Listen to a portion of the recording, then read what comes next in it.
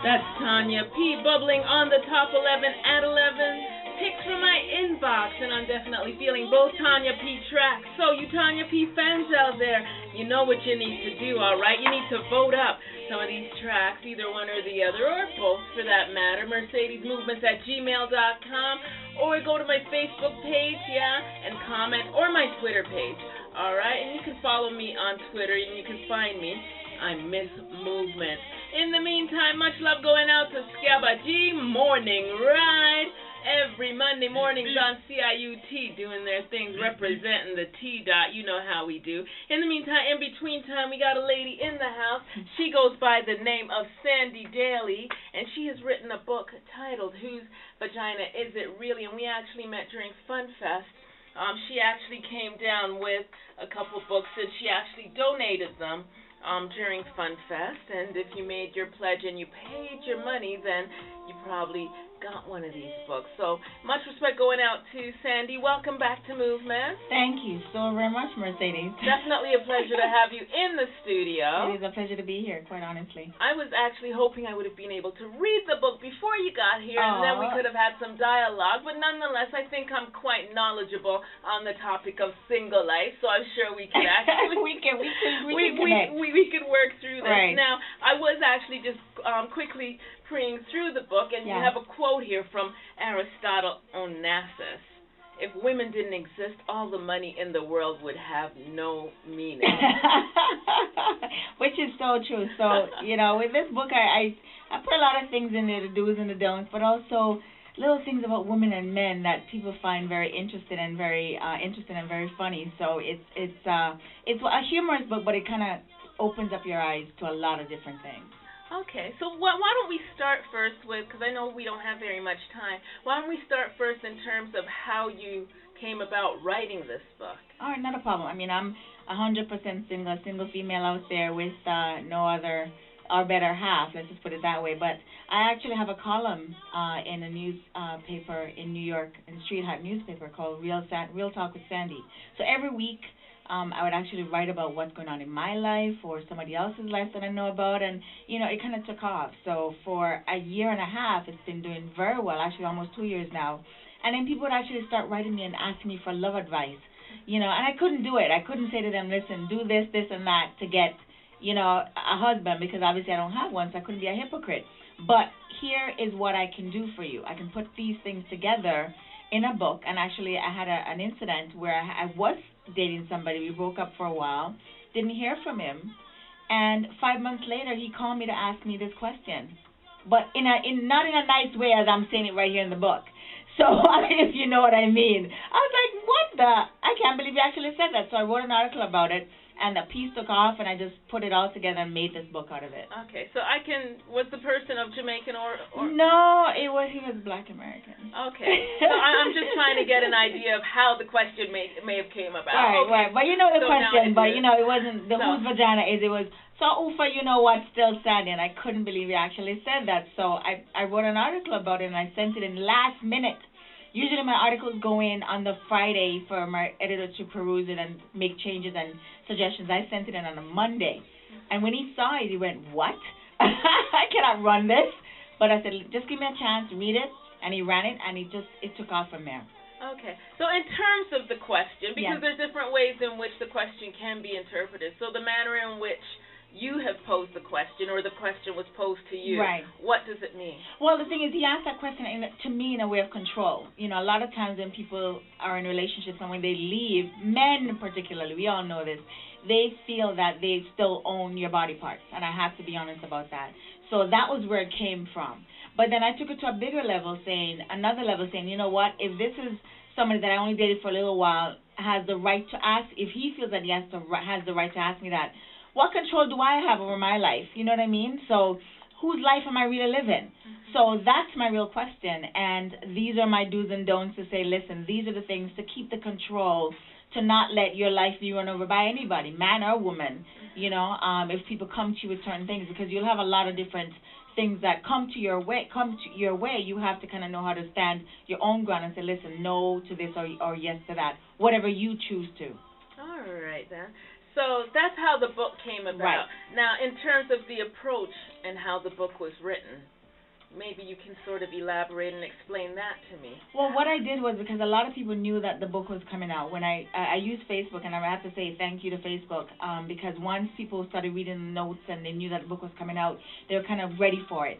So what happened was, every time that I would actually go out, people would ask me, so, Sandy, especially men, they'll give me in a joking way, so, Ufa, you know what, in a joking way. And what I did was I couldn't get anybody to talk to me.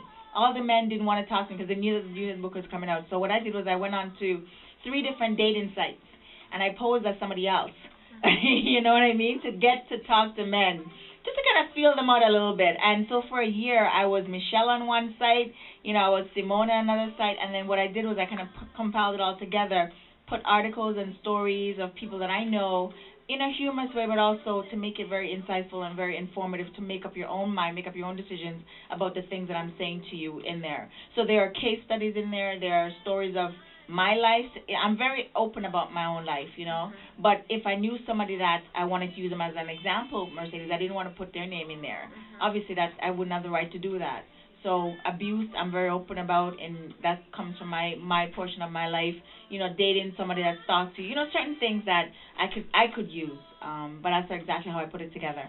Okay.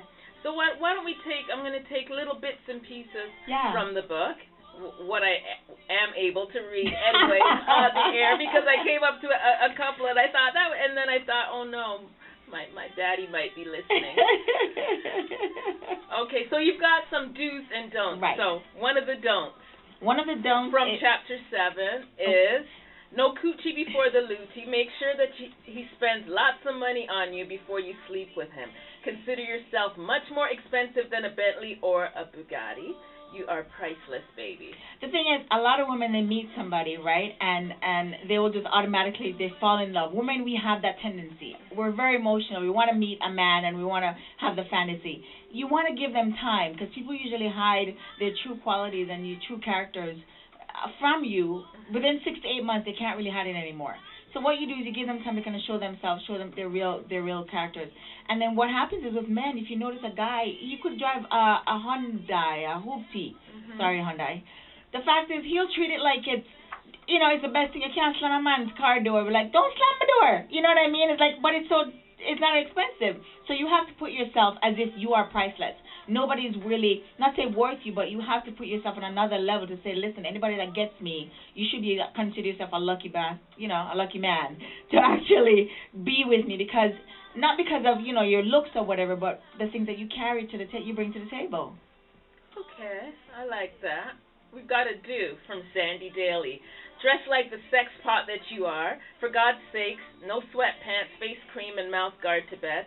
Get a stripper pole in the bedroom. I like that if you want to.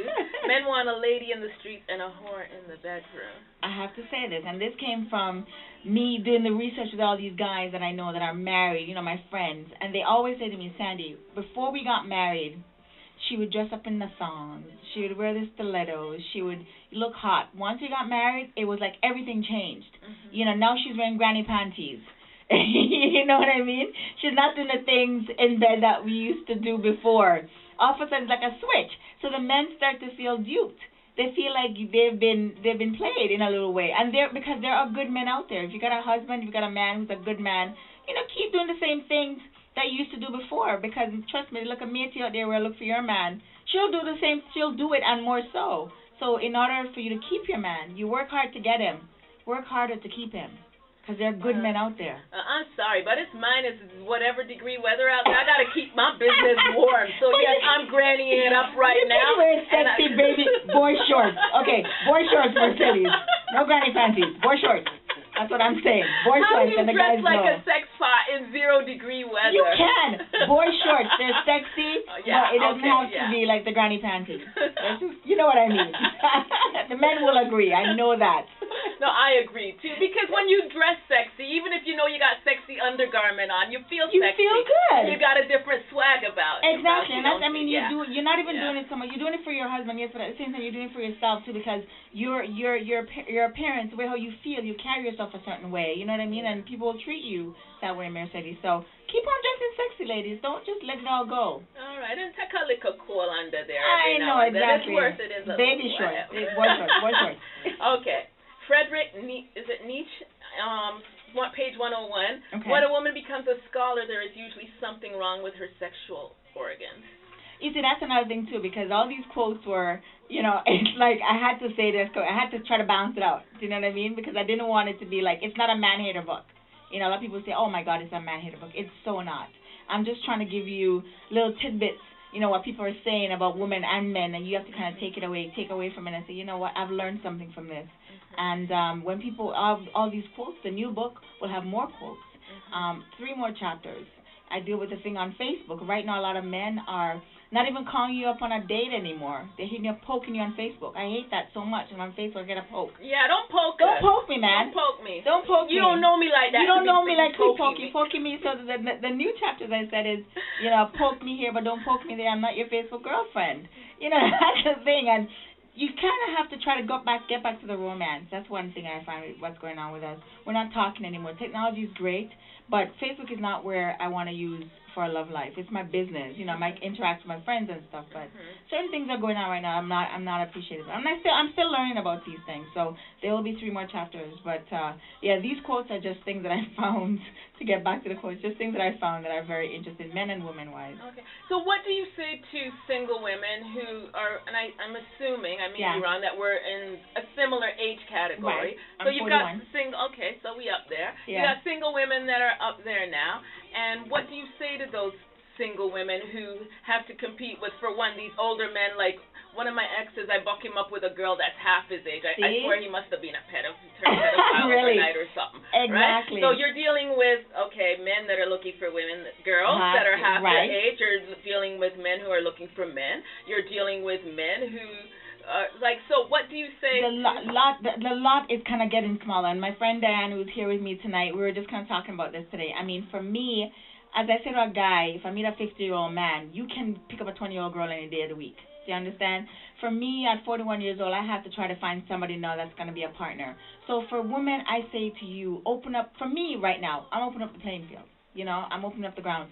Usually, I have to be honest with you, I kind of stuck with the, Jamaicans or Black Americans. Not because, just from being comfortable, being used to that. I'm getting used to people now, If I meet someone that's nice and open and kind of has my same idea, like opening up the playing field. I don't want to be alone, so, and you kind of have to figure out what it is that you want. At this age, I know what I deserve, and that's the biggest thing. And don't settle. I have to give this advice to women. Do not settle. You've got to kind of figure out what it is that you want, the major points. You can compromise on certain things, right? But there are certain things that I look out for, and I won't stray from that. So don't settle. But